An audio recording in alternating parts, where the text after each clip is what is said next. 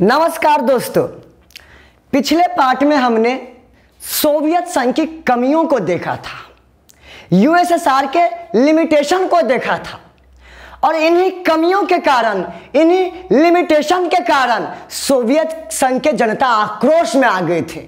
Soviet संघ के जनता गुस्से में आ गए थे। सोवियत संघ के जनता बौखला गए थे। सोवियत संघ में लोग सरकार का विरोध करने लगा था। कम्युनिस्ट पार्टी को भगाने के लिए आंदोलन चल रहा था।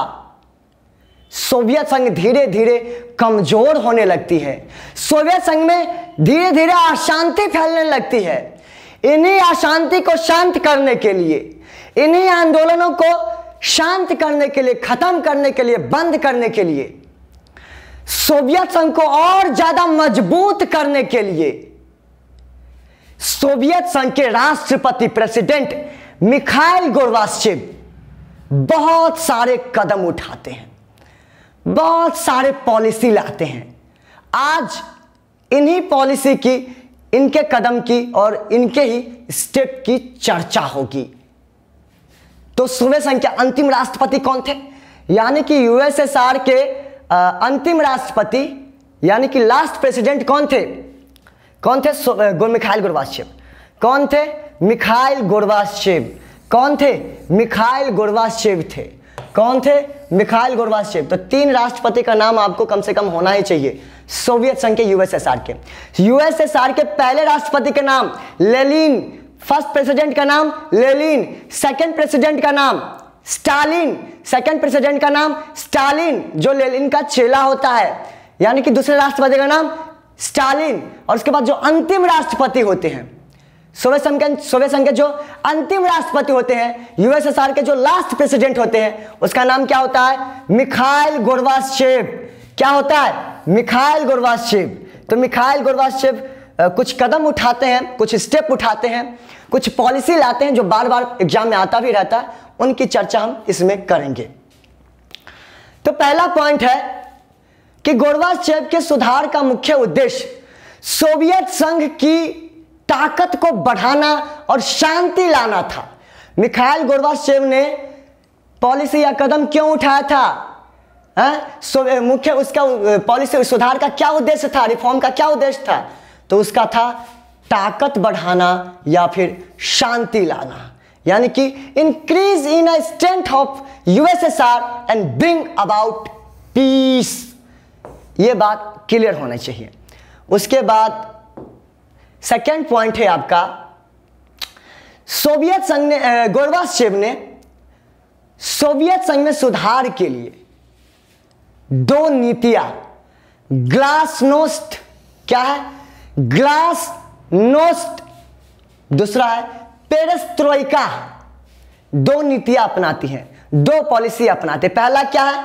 ग्लासनोस्ट और दूसरा क्या है? पेरेस्ट्रोइका। क्या है? पेरेस्ट्रोइका, यानी कि Gorbachev adopt two policies to reform the USSR, glasnost और दूसरा है पेरेस्ट्रोइका। ग्लासनोस्ट और पेरेस्ट्रोइका ये रशियन लैंग्वेज है। तो इसको हम यानी कि ग्लासनोस्ट को क्या कहेंगे हिंदी में? खुलापन, इंग्लिश में ओपननेस। उसके बाद पेरेस्ट्रोइका को हिंदी में क्या कहेंगे? पुनर्रचना, यानी कि रीस्ट्रक्चरिंग। ये बात समझ में आई? तो सबसे पहली बात तो ये बताओ कि मिखाइल गोर्बाचेव ने कौन से दो नीति अपनाते हैं, कौन से पॉलिसी अपनाते हैं? सबसे पहला, ये बार बार पूछा जाता है, बहुत बार पूछा गया प्रश्न है, ग्लासनोस्ट। बोलो, पहला ग्लासनोस्ट और दूसरा पेरेस्ट्रोइका। पहला क्या है? ग्लासनोस्ट, दूसरा पेरेस्ट्रोइका। ग्लासनोस्ट और पेरेस्ट्रोइका, ये याद रखना हमेशा। ग्लासनोस्ट को हिंदी में क्या कहते हैं? खुलापन। इसका क्या मतलब है कि मैंने पहले बताया था कमियों में कि लोगों को महत्वपूर्ण जानकारियों से दूर रखा जाता था, लोगों को दूसरे देशों में घूमने ज्यादातर नहीं दिया जाता था, लोगों को दूसरे देश में लोग कैसे जीवन जीते हैं इन सब की जानकारियां नहीं होती थी, लोग दूसरे देश में जाकर अपनी कंपनी या कोई काम वगैरह भी नहीं कर सकते थे। इन्होंने खोल दिया, ओपन कर दिया, बोला कि कोई भी कहीं जा सकते हैं, कोई भी इंफॉर्मेशन कलेक्ट कर सकते हैं, कोई भी जाकर घूम सकते हैं, मौज कर सकते हैं, मस्ती कर सकते हैं, कोई भी कहीं भी जाकर काम कर सकते हैं। तो इसी को कहा गया ग्लासनोस्ट यानी कि खुलापन। उसके बाद है पेरेस्ट्रोइका। पेरेस्ट्रोइका यानी कि रीस्ट्रक्चरिंग यानी कि पुनर्रचना, दोबारा से बनाना। कि जो सोवियत संघ 1917 की क्रांति के बाद, रूसी क्रांति, समाजवादी क्रांति के बाद, सोशलिस्ट रेवोल्यूशन के बाद बनाई गई थी जो देश यानी कि सोवियत संघ, धीरे धीरे कमजोर पड़ने लगी थी, धीरे धीरे टूटती जा रही थी, धीरे धीरे नाराज हो रहे थे एक दूसरे से लोग, एक दूसरे गणराज्य से। इसको दोबारा से अपने उसी ट्रैक पर लाना, दोबारा से उसको वैसे ही मजबूत महाशक्ति देश बनाना, ये था इसका उद्देश्य। और इसीलिए ये अपनाते हैं पेरेस्ट्रोइका यानी कि पुनर्रचना। तो ये दो पॉलिसी आप याद रखना ही है, ये भूलना नहीं है कभी। पहला तो ये सुधार किया क्यों था, तो ताकत बढ़ाने के लिए सोवियत संघ की और शांति लाने के लिए। दूसरा उनसे क्या क्या किया, पहला ग्लासनोस्ट यानी कि खुलापन को अपनाया, दूसरा पेरेस्ट्रोइका यानी कि पुनर्रचना यानी कि रीस्ट्रक्चरिंग को अपनाया। समझ में आए? आगे हम चलते हैं।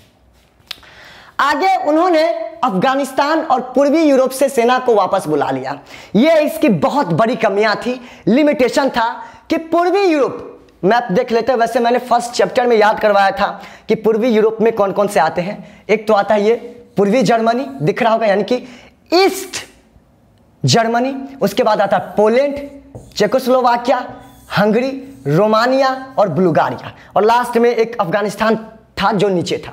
आए समझ में, कौन सा, पूर्वी Germany, Poland, Czechoslovakia, Hungary, Romania और से लेकर के बुल्गारिया और अफगानिस्तान, इन सब में अपनी सेना बैठा रखा था सोवियत संघ। इन सब में अपनी आर्मी बैठा रखा था, अपना हथियार, वेपन सब कुछ वहां पे रख रखा था, जिसके लिए उसको बहुत ही ज्यादा पैसा खर्चा करना पड़ता था।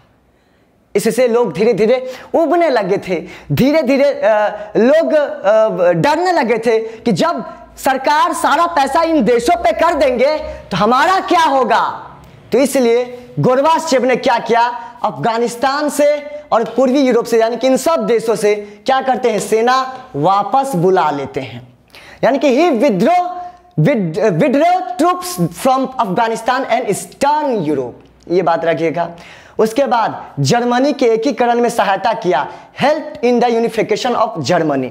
ये हमने देख लिया था, फर्स्ट चैप्टर में देखा था कि जर्मनी दो पार्ट में डिवाइड है, एक पश्चिमी जर्मनी, ये जो येलो कलर वाला पार्ट दिख रहा है, एक पूर्वी जर्मनी, और बर्लिन के बीचों बीच एक दीवार बना दिया गया था, क्योंकि जब बर्लिन पर भी जो जर्मनी की राजधानी थी उस पर चार देशों का अधिकार होता है, एक पूर्वी बर्लिन एक पश्चिमी बर्लिन, तो उसके बीच में दीवार बना दिया जाता है। तो उसको दीवार को गिराने में या फिर जर्मनी को एकीकरण में किसकी भूमिका होती है, गोरबाचेव की। किसकी भूमिका होती है, गोरबाचेव की। उसके बाद उन्होंने हथियारों की होड़ को खत्म करने की कोशिश की। He tried to end the arm race, है ना, अमेरिका और सोवियत संघ में जो रेस हो रहा था, जो होड़ हो रही थी हथियारों को बनाने को लेकर, हथियारों पर ज्यादा पैसा खर्चा करने को लेकर, ये बंद कर देते हैं। कौन करते हैं, गोरबाचेव करते हैं। कौन, गोरबाचेव, जो सोवियत संघ के अंतिम राष्ट्रपति होते हैं। उसके बाद शीत युद्ध को खत्म करने के लिए कई कदम उठाए, many steps were taken to end the cold war. उन्होंने बोला शीत युद्ध को खत्म करो, हम लोग बर्बाद हो रहे हैं। दोनों देशों ने मिलकर बोला, अमेरिका और सोवियत संघ, दोनों देश, क्योंकि शीत युद्ध जितने दिन तक चलती हथियारों पर उतना ही खर्चा होता, लोगों का ध्यान उसी पर रहता, इसलिए लोग विकास नहीं कर पाते और साथ ही साथ सारा पैसा खर्चा हथियारों पर हो जाता। तो फिर शिक्षा, स्वास्थ्य, रोड, सड़क, इंडस्ट्रीज, टेक्नोलॉजी, इस पर कैसे पैसा खर्चा करता, कहां से पैसा आता। इसलिए दोनों शीत युद्ध को समाप्त करने का निर्णय लेता है। इसमें सबसे पहले आते हैं गोरबाचेव, मिखाइल गोरबाचेव सामने आते हैं और शीत युद्ध को समाप्त करते हैं, ताकि इन सब से आजाद हो पाए और अपना ध्यान शिक्षा, स्वास्थ्य, रोड, इंडस्ट्री, टेक्नोलॉजी, इन सब पर ध्यान दें हम, और लोग विकास करें और फिर से हम शांतिपूर्वक जीवन जिए और मजबूत बने फिर से। क्लियर हुआ ये देश, ये पॉइंट, ये समझ में आई पॉइंट, ये टॉपिक समझ में आया कि गोरबाचेव ने क्या सुधार किया और क्या क्या स्टेप उठाए। सबसे पहले वो दो नीति याद रखना, ग्लासनोस्ट और पेरेस्ट्रोइका। ग्लासनोस्ट का मतलब होता है खुलापन यानी कि ओपननेस, और पेरेस्ट्रोइका का मतलब होता है पुनर्रचना यानी कि रीस्ट्रक्चरिंग। उसके बाद जो कदम उठाते हैं, सेना वापस बुला लेते हैं, जर्मनी में एकीकरण में सहायता देते हैं, फिर उसके बाद हथियारों की होड़ की समाप्ति करते हैं, शीत युद्ध को खत्म करते हैं। इसमें सबसे ज्यादा भूमिका किसकी होती है? तो मिखाइल गोर्बाचेव की। किसकी होती है भूमिका? मिखाइल गोर्बाचेव की। ये बात आप लोग ध्यान रखिएगा, बहुत छोटा सा बहुत प्यारा सा टॉपिक था। उसके बाद नोट्स और कुछ इंफॉर्मेशन का है। नोट्स आपको इंस्टाग्राम पर मिल जाएगा, ये हमारा आईडी है, यूजर आईडी, और या डिस्क्रिप्शन में भी लिंक है। तो नोट्स जो भी है history, pols and geo eco, उनका फुल डिटेल में आपको नोट्स मिल जाएगा। कहाँ पर? इंस्टाग्राम पर। मेरे इंस्टाग्राम पर आईडी है, वहां पर जाइए, वो यूजर आईडी है। बाकी जो भी इंफॉर्मेशन है वो सारे के सारे फेसबुक पेज पर और टेलीग्राम पर मिल जाएगा। तो यहाँ पर आप जाके फॉलो कर सकते हो, चैनल को सब्सक्राइब कर सकते हो और पेज को लाइक कर सकते हो। तो जाइए इंस्टाग्राम पर और नोट्स पाइए। धन्यवाद, आज के लिए बस इतना ही।